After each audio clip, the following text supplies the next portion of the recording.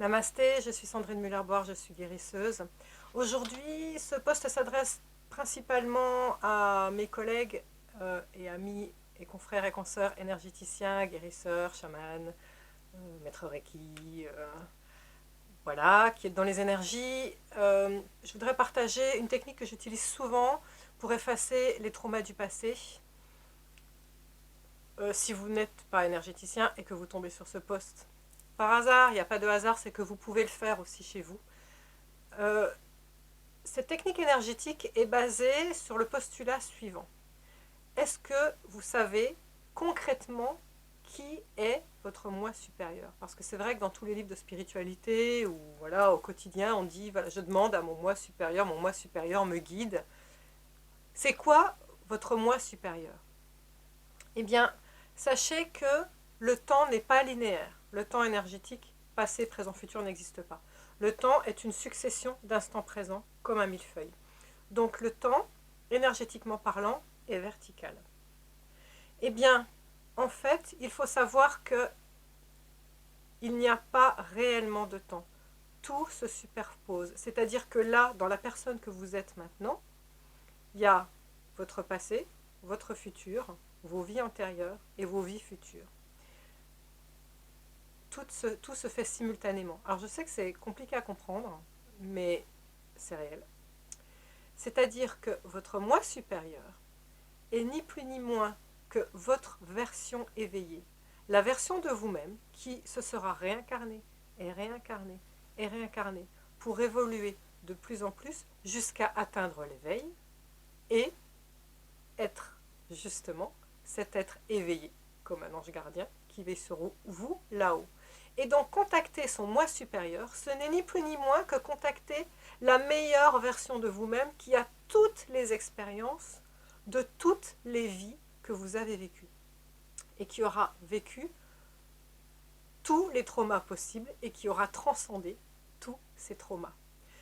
Alors, puisqu'on est capable de contacter son moi supérieur et qu'on est capable de remonter vers les couches supérieures dans des temps lointains, on est capable de faire aussi l'inverse, c'est-à-dire de contacter son soi avant ou bien dans des vies antérieures. Donc ça fera l'objet d'un autre post sur le karma, comment réparer le karma. Mais en l'occurrence, là, je vous parle de cette vie-ci, il y a moyen de se connecter à qui on était enfant, ado, jeune adulte, peu importe, pour aller lui parler à cette personne, à ce personnage, parce qu'il est en vous, énergétiquement parlant, il est toujours là, ce personnage, et réécrire l'histoire. Alors, concrètement, comment ça se passe? Moi, ce que je fais, c'est que par terre, au sol, je vais prendre des petits papiers et je vais symboliser la vie. Par exemple, vous avez là 50 ans et il y a quelque chose de très difficile. Vous avez par exemple subi un viol à 10 ans. Vous allez mettre naissance à un bout sur un petit papier de la pièce et puis 10, 20, 30, 40, 50. Vous faites comme une réglette de temps par terre. Vous tournez le dos à votre vie qui va être derrière vous. Vous prenez une grande respiration et vous dites à votre corps, ainsi qu'à vos anges gardiens, moi je prie toujours les anges gardiens, les guides, merci de m'arrêter quand j'ai vécu ce trauma. Alors, on peut mettre une ligne de temps 10, 20, 30, 40 par âge. On peut mettre juste la naissance à un bout. Et ici, maintenant, là, avec aucune ligne de temps. C'est possible aussi. Vous fermez les yeux et vous reculez. Et vous faites confiance à votre corps qui saura quand s'arrêter. Alors, si on est sur les lignes de temps, il se peut qu'il vous arrête à d'autres traumas aussi à enlever. Et là, vous allez voir à quel âge, et vous allez vous dire, tiens, oui, effectivement, il m'est arrivé un truc à tel âge, et je pensais avoir réglé l'affaire. Ben non, votre corps vous dit que non, donc il faut travailler dessus. Et le cas échéant, vous allez revenir inévitablement sur la date fatidique. Au moment où vous arrivez à la date fatidique, ce qui est important, c'est d'être à deux. La personne qui a vécu le trauma et un aidant, un allié. D'accord? Au moment où, là, en l'occurrence, vous arrêtez sur l'âge de 10 ans, au moment où vous avez vécu ce trauma, il faut que votre allié, donc le thérapeute par exemple, se mette face à vous. Il vous tienne la main, vous fermez les yeux tous les deux, et voilà ce que je fais moi. Donc imaginons, je suis le thérapeute face à vous qui avez vécu un viol à 10 ans et je dois enlever votre trauma. Ce que je demande, quand on ferme les yeux, je dis à la personne, laisse partir cet enfant de 10 ans et laisse-le venir chez moi. Donne-moi son énergie. Le fait de demander ça, vous allez voir d'un seul coup, le thérapeute va se sentir investi d'une énergie de peur, de terreur, parce que l'énergie du personnage qui a vécu le trauma va partir. En fait, vous le demandez, vous demandez à la recevoir. Donc, elle va venir chez vous. Souvent, ça m'arrive, je me mets à fondre en larmes. Je me mets à fondre en larmes, je me mets à trembler, à pleurer, parce que d'un seul coup, je sens la détresse de cette personne de 10 ans. Donc, ce qui se passe, c'est que la personne, vous, en l'occurrence, qui avez eu le trauma, vous vous dédoublez. Il y a la personne d'ici maintenant, et cet enfant de 10 ans qui a vécu la chose difficile. Vous vous dédoublez et vous faites cadeau au thérapeute de la personne qui a vécu la chose difficile. Et voilà ce que je demande. Je dis à la personne qui, d'ici maintenant, qui est face à moi, je lui dis, vous, l'adulte de 50 ans, là, maintenant, cette personne mûre, cette personne sage, cette personne qui a vécu cette vie avec son lot de tristesse et de joie, mais qui est là, sur pied, bien en chair et en os, et qui a cette sagesse de la vie. Je lui dis, si vous étiez face à cet enfant de 10 ans qui vient de vivre des choses horribles, avec toute votre sagesse, qu'est-ce que vous lui diriez pour panser ses blessures, là, maintenant? Alors souvent, ce que je dis, pendant qu'on ferme les yeux, je leur dis, dans votre tête, abaissez-vous un petit peu, mettez-vous à hauteur du regard de cet enfant. Allez chercher les paroles dans votre cœur.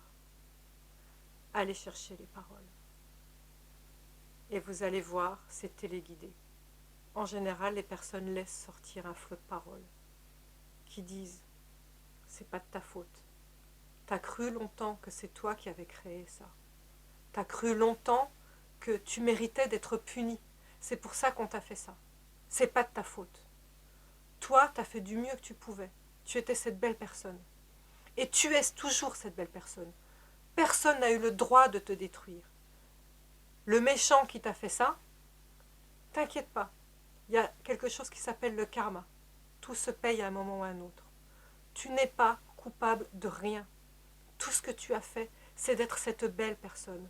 Avance dans la vie en confiance. Parce que moi, je sais que la vie te réserve des belles choses. Je sais que tu vas être protégé.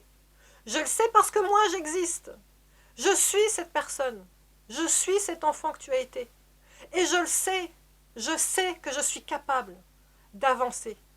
Et là, maintenant, si je te parle, mon enfant, je vais te donner la force d'avancer encore plus. Je vais te donner la force de passer l'éponge sur cette horreur que tu as vécue. Je vais te donner la force d'avancer comme une lumière dans la vie. Ça, c'est les paroles que je sors moi là, maintenant. Mais vous, vous trouverez les paroles pour votre enfant par rapport à la situation que vous avez vécue, par rapport à l'entourage, la culture que vous avez reçue. Eh bien, inévitablement, quand la personne face à moi trouve les mots pour l'enfant que je suis, l'énergie de l'enfant que j'ai absorbée, je sens un poids qui saute. C'est-à-dire qu'au départ, je pleure, je tremble, j'ai la boule au ventre, je sens la détresse de cet enfant. Et les paroles viennent m'apaiser. Et pendant que les paroles m'apaisent, je sens ce poids qui se lève de moi. Et en même temps, simultanément, je sens le poids qui sort de la personne. Parce qu'elle se soigne. Elle est certes dédoublée face à moi, mais elle se soigne. Elle agit comme son propre moi supérieur. La personne évoluée et sage qu'elle est s'adresse à la personne qui a vécu le trauma. Le moi supérieur n'est ni plus ni moins que votre guide dans la vie et vous êtes votre propre guide dans cette vie-ci. C'est une technique extraordinaire. À la fin, quand tous les traumas se sont levés comme par magie, on se prend toujours inévitablement dans les bras et on pleure, et on pleure, et on pleure. tout sort. Tout, dans ces larmes, sortent tous les derniers résidus, toutes les miasmes qui étaient encore stockés dans le corps, toutes les mémoires qui étaient encore stockées dans le corps de ce trauma. Et quand on se sent bien, bien là on se sent vide, mais rempli de bonnes énergies, rempli d'amour, rempli d'espoir pour quelque chose de nouveau. Ça déleste tellement que suite à ce type de soins, après on se sent hébété et flottant.